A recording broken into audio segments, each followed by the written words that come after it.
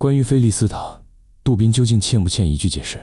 最近一段时间，围绕杜宾和菲利斯塔的讨论，再次在网络上被推到了一个微妙的位置，并不是因为谁突然发生，也不是因为新的冲突爆发，而恰恰相反，是因为什么都没有发生。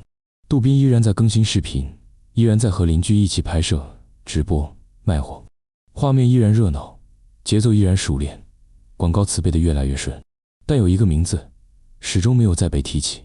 菲利斯塔没有解释他去了哪里，没有回应他为何无法回到中国，没有说明他现在的处境，甚至连一句他现在过得还好都没有。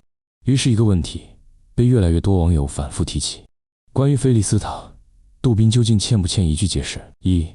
问题的关键并不是法律，而是关系。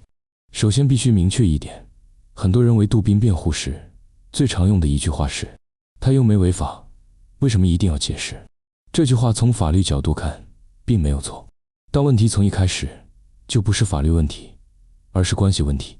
菲利斯塔不是一个路人，不是一个偶然出现在视频里的陌生人，她是杜宾的妻子，是孩子的母亲，是这个家庭叙事中最核心的人物之一。更重要的是，她曾经不是被动出镜，而是主动参与，长期承担内容输出的人。菲利斯塔并不是被拍的人，他是那个真正支撑起故事、吸引关注、积累情感连接的人。所以网友想要的并不是一份法律说明书，而是一种对关系的尊重，对过去的交代。而菲利斯塔不是突然消失，而是被逐步抹去。如果回顾时间线，你会发现一个很微妙的变化。一开始，菲利斯塔离开中国，大家还能在他的账号上看到一些零星更新。再后来，更新越来越少。再后来，他只能偶尔出现在别人的镜头里。直到现在，他几乎只存在于网友的回忆和提问中。与此同时，杜宾的视频却在继续，生活片段在继续，邻里互动在继续，直播带货在继续。唯一停止的是关于菲利斯塔的叙事本身。这并不是自然淡出，而更像是一种刻意回避。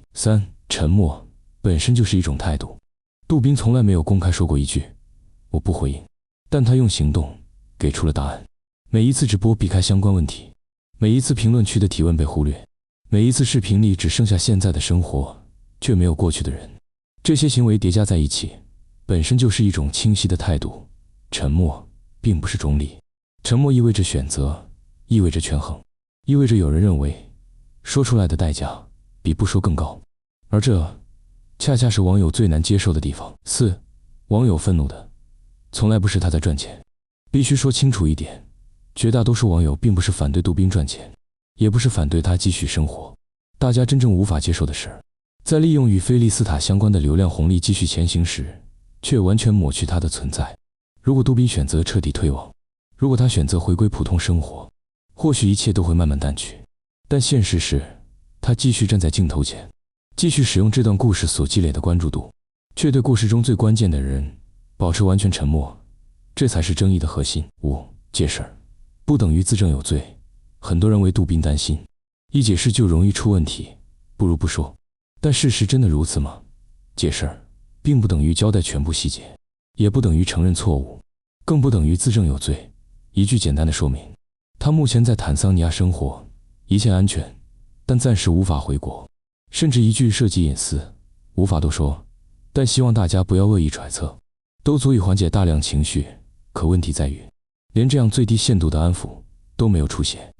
菲利斯塔被剥夺的不只是话语权，更让人心寒的是，菲利斯塔现在甚至无法用自己的账号说话。他曾经拥有数百万粉丝，却无法在属于自己的平台上讲述自己的近况。他只能通过朋友的镜头，零星的、被动的出现。这意味着什么？这意味着他不仅失去了舞台，也失去了对自己人生叙事的控制权。而在这样的背景下，杜宾的沉默就显得更加刺眼。杜宾欠不欠一句解释？答案其实很简单，从法律上说，他不欠；从道德高地说，也没人能强迫他。但从情感、关系、公众信任的角度来说，他至少欠菲利斯塔一句尊重，也欠观众一句交代。不是为了满足猎奇，不是为了制造冲突，而是为了给这段真实发生过的关系留下一点体面。真正让人遗憾的是可以说却选择不说。也许多年以后，这段故事会慢慢被新的热点覆盖。但现在，网友的情绪并不是仇恨，而是一种清晰的失落。大家并不是要审判谁，只是想确认，那个曾经被无数人喜欢、支持、关心过的菲利斯塔，并没有被彻底抛弃。而杜宾本可以用一句话做到这一点，就结语：沉默能带来短期安全，却换不回长期信任。流量可以继续，生活可以继续，视频也可以继续拍，但有些问题，如果永远不回应，就会一直存在。关于菲利斯塔，杜宾究竟欠不欠一句解释？或许法律不会给答案，但时间会。